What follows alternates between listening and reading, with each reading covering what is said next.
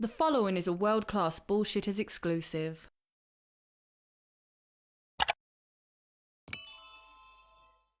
There's an old saying that goes, when news breaks, we fix it. Well, here on WCBS, the saying goes, when a new trailer drops, we're here to talk about it. And today we're going to talk about the new Captain America. Captain America, Brave New World.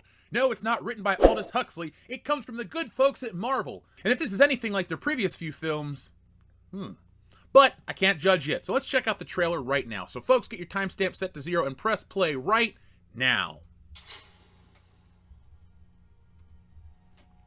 Wilson.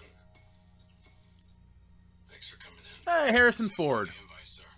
I have to admit, I'm still getting used to the new look. They said lose the mustache or lose the election. It's funny, they say if he loses his mustache, he looks like a different person. Agreed in the past, but I want to make another run at making Captain America an official military position. Okay, Captain America is an official military position, huh? Then what happens? Okay. Work with me, Sam. We'll show the world a better way forward. So it looks like we got some espionage. There's an attempt made on the president. This dude is a superhuman. So it's probably going to continue on from Captain Falcon and Winter Soldier, aka Captain America and Winter Soldier.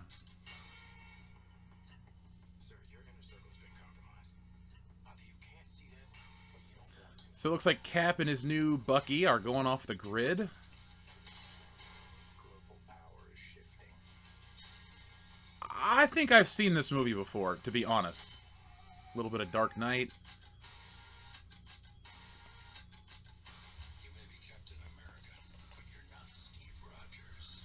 You're not Steve Rogers. Yes, we all know this. Thank you, Harrison Ford. Now get back in my basement. You're right.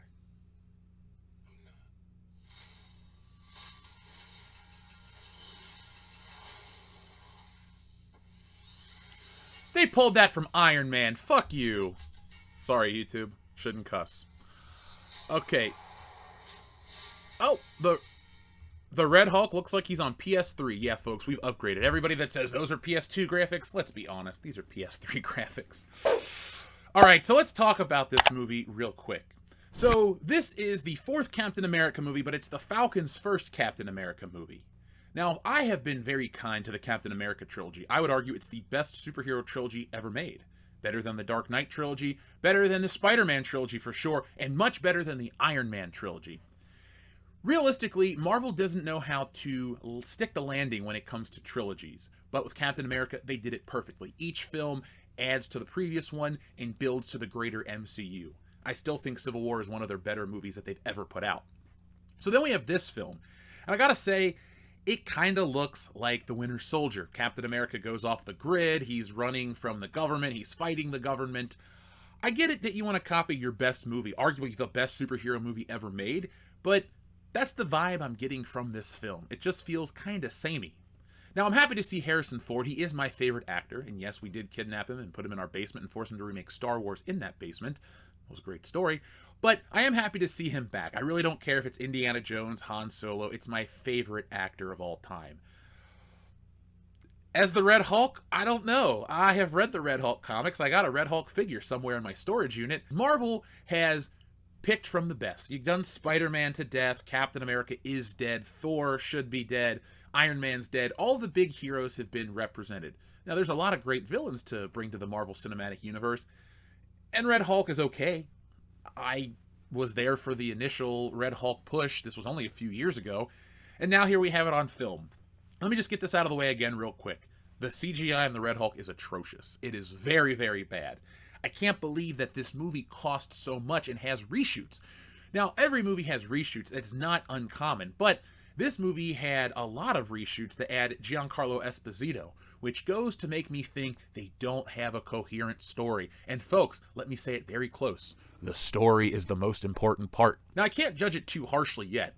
This is just a trailer. But overall, I'm a little concerned about the Marvel Cinematic Universe because outside of Guardians of the Galaxy 3, these movies haven't been hitting well, and while I personally don't benefit from the box office numbers in any form or fashion, What I do notice is that Marvel's just been making a bunch of movies that people do not want to watch, and that kind of kills their brand. And so even though this one looks fine, it doesn't look bad at all, it makes me wonder if the bad taste left in the mouth of audiences by films like The Marvels, or Ant-Man 3, or The Eternals, or She-Hulk, or any really of the Disney shows on Disney+, I wonder if that's going to affect this film at the box office. Now, it does have one benefit, one big benefit, and that's Deadpool and Wolverine. And we all know that movie is going to make bank, and we all know that that movie is going to make a lot of people happy because they're going to be laughing at the jokes, the gore, the pegging, the cocaine, all of that stuff is going to make people really pumped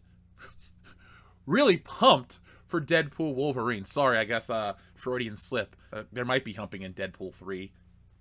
There will be humping in Deadpool 3. But I gotta say, the reshoots and the frivolous waste of money makes me think that they don't really have a plan at Marvel, and every time they don't have a plan, it doesn't work out. This isn't the first Iron Man, even though that one scene wants you to think it is. This isn't the start of a new cinematic universe. This is the 34th or 35th movie in a long-standing series of films, and now they're becoming a bit derivative.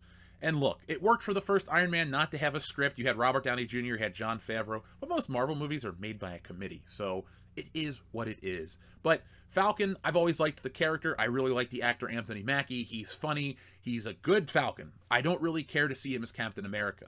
The dynamic he had with Steve Rogers and Bucky was great. I would have loved to have seen more movies with the three of them go off. If this movie would have been Steve Rogers, Falcon, and Bucky teaming up, I would have been there day one excitedly. Now, I'll just see it for the show. But overall, this trailer was decent. I can't get over the Red Hulk CGI. It does look like PS3 graphics. I can't... Come on. She-Hulk looked like crap. The Hulk CGI in Endgame doesn't look that great.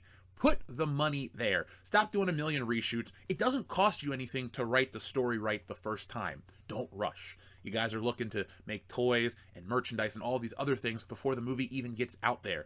Work on the story first, and if the story changes and the merchandise doesn't line up, well, just put it out as an Elseworld piece of merchandise. Fans will buy it. There are tons of deleted scene toys out there. Believe me, I own quite a few of them back here on this shelf. So folks, tell me what you think of this trailer down in the comments below. We'll be back with more trailer reviews. This week on Thursday, I will have a review of Twisters. Yeah, I know, I'm going to go see Twisters. But a lot of you want to see that film and you want to hear what I have to say about it. So of course, WCBS is the epitome of pop culture and we will be there for you each and every time.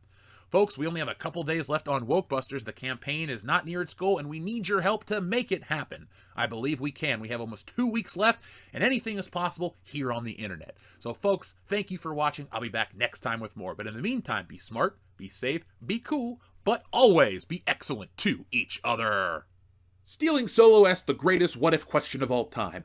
What if a group of disgruntled Star Wars fans kidnap Harrison Ford and force him to remake Star Wars in their basement? That, and a whole lot more, is answered in Stealing Solo, a Captain's Parody. Stealing Solo has been called Laugh Out Loud Funny and the greatest Star Wars parody since Spaceballs, and it's available now for a limited time only. Go to StealingSolo.com, which is powered by Shopify, so you get the reward-winning safety and security, and get yourselves a copy today. Once we sell through this limited backstock, I'm going back to the drawing board to bring you the sequel, which parodies Luke Skywalker's fall from grace, and finally the closing chapter, which I can't wait to get to, Frankenfisher, the Bride of Solo. And yes, it's exactly what you think it is. So folks, the only way to get that is go to StealingSolo.com right now, get yourselves a copy, and enjoy the greatest Star Wars parody since Spaceballs.